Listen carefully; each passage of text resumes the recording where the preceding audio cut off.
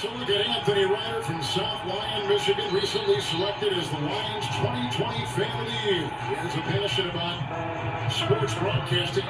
With the 112th selection in the 2021 NFL Draft, the Detroit Lions select Amon-Ra St. Brown, wide receiver, USC. One pride, baby! Yeah!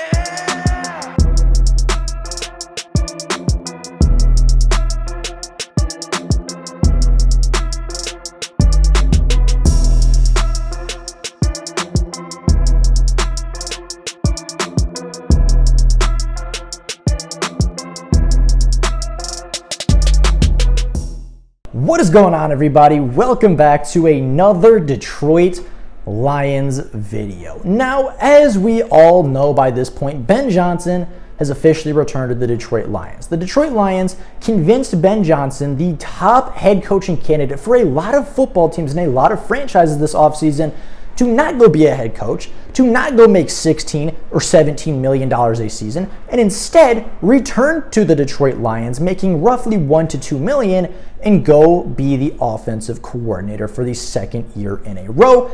And for one reason or another, Ben Johnson thought that offer was enticing enough to pass up the opportunity to go be a head coach at not one, but likely two different situations around the NFL, as he was the favorite for both the Carolina and the Indianapolis Colts job this offseason before returning to Detroit. Now, Ben Johnson's reason for staying was stated as saying, "We're building something special here. You can feel that something special is being built, and I'm going to be a part of it." And I think that quote really sums up the Detroit Lions as of right now, and kind of the mentality around this football team and how much it's really transitioned over the past couple of years. Now, today we're going to talk about this. We're going to talk about what is so special, what is being talked about, what are these factors that are enticing players to return, enticing coaches to return, and what Ben Johnson might be talking about when he says that this team has the potential to be special. So, starting off, we're going to start with Dan Campbell, because Dan Campbell is the centerpiece of it all. Now, when Dan Campbell was hired and his first press conference went over well with some people and not so well with other people, there was a lot of divide. Some people right off the bat said, that's a guy you can play for. That's a guy who's going to motivate players. That's a guy who's going to get the most out of his team every single week. And some people said, this guy's an idiot. This guy is not a head coach material. This guy's never been a coordinator. This guy can't call plays. He can't scheme plays. He doesn't have a scheme. He doesn't have this and that. He doesn't have the experience. Some of that was true, and some of the positive stuff was true. Obviously, you meet in the middle with a lot of those things, but there was a lot of heavy criticism from Dan Campbell right off the bat, and it didn't help that the Lions' first season under Coach Campbell started at 3-13-1, and then after an offseason of progression, after showing a lot of signs of improvement near the end of the season, the Lions come into 2022 and start off 1-6. They are bottom of the league. They are top 3 in draft picks. They aren't performing very well, but the Lions rallied. Coach Campbell did what he did best. He got his players on his side. He had the guys that he knew would help them win football games. And it took them a little while. It took them a little while to figure it out. It took them a little while to kind of, reach some of the other NFL coaching staffs around the league as far as decision making, as far as challenging timeouts, time usage, and things of that nature.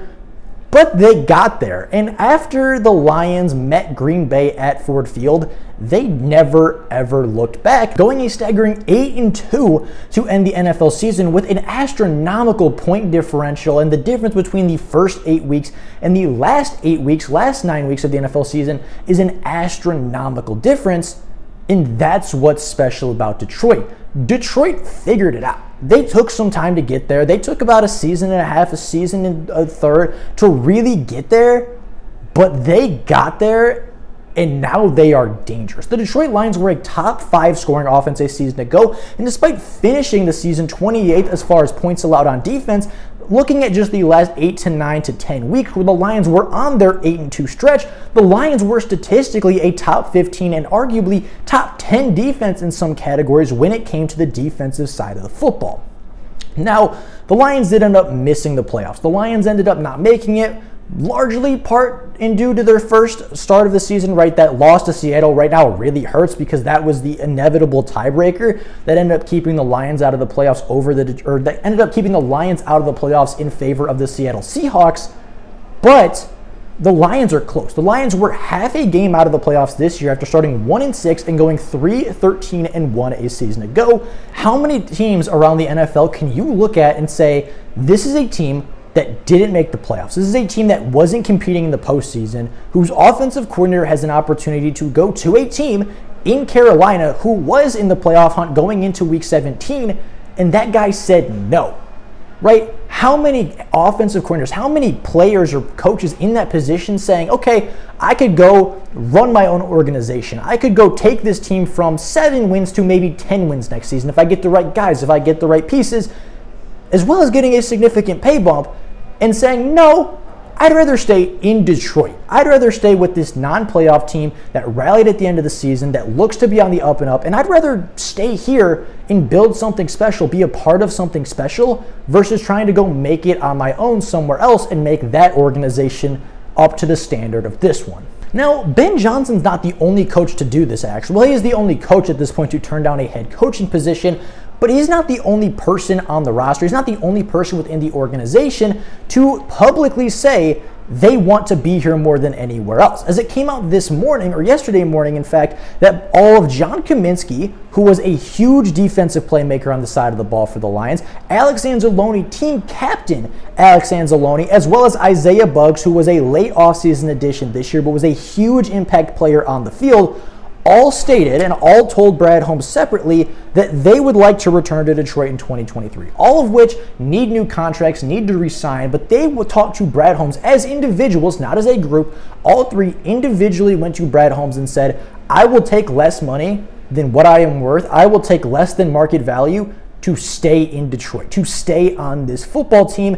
And even though those are the only 3 guys to publicly say that, I'm sure those are not the only 3 guys in the organization that feel that way, as Jamal Williams has publicly stated he wants to stay, as, you know, guys like Deshaun Elliott have publicly stated that they want to stay, as well as, you know, the Lions have an opportunity to really make something special here, and it starts with the culture. And I know a lot of people at the end of the first year were like, hey, we should have lost that Jaguars game, or not the Jaguars, we should have lost that Green Bay game, right? That really, you know, was bad. Oh, we lost the first overall pick.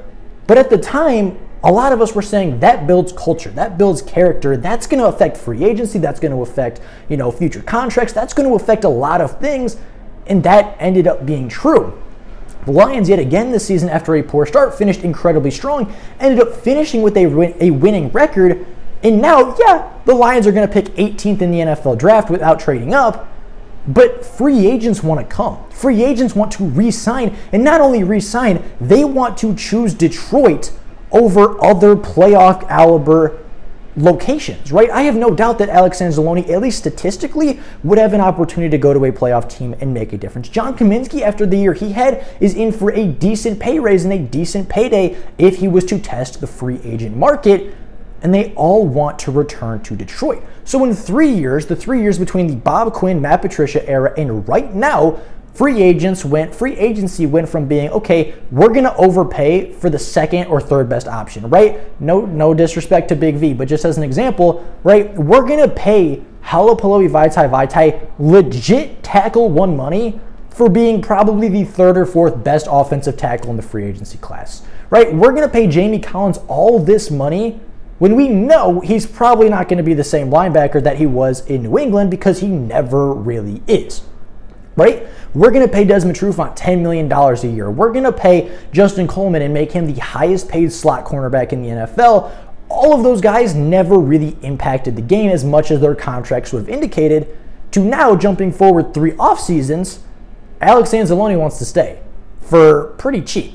John Kaminsky wants to stay. Isaiah Buggs wants to stay, knowing that we're probably going to draft defensive linemen, knowing we're going to add more pieces to that defensive line, knowing their playing time is likely going to be decreased as well as their pay if they were to stay.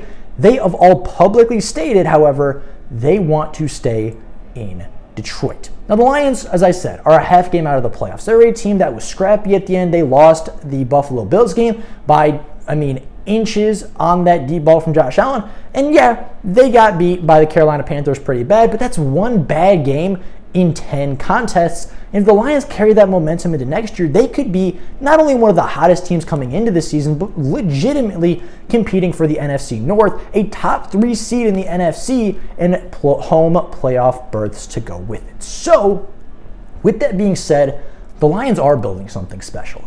And you can see it. They might not be Super Bowl contenders right now. They might not be Super Bowl contenders next year necessarily, but they're building something special. They have pieces in the building. They have the culture. They have the mindset. They have the identity of a winning program and of a winning franchise. And all of those remnants are starting to show. Ben Johnson wants to stay, turning down head coaching opportunities. Multiple players coming out and saying, hey, we'll take less money to play for you in Detroit because we want to be a part of what we're building here, as well as 5 picks inside the first 3 rounds, and I believe 7 or 8 picks overall on the NFL draft this year, with roughly $40 million in free agency to work with. The Lions have an opportunity to improve this offseason, go from 9-8 to 10. Go from 9-8 to 10-7, 11-6, maybe even 12-5. Really, truly compete for a division title next year. Really, truly compete in the NFC to go host a playoff game and potentially make an unorthodox run to the Super Bowl. So, with all that being said, the Lions are special. The Lions are building something special. The Lions have something special in the works right now. And with one more good offseason, not even a grand slam, not even necessarily as good as last year's, the Lions can not only win the division, not only host a playoff game, not only win a playoff game, but potentially go on a run to the Super Bowl. So with all that being said, that's all I got for you guys today. Let me know what you guys think down in the comments below. How do you feel about this team? How do you feel about the direction that it's going? I'd be very curious what you guys think. With all that being said, that's all I got for you guys today. Thank you all so much for watching, and until next time, and as always, go Lions.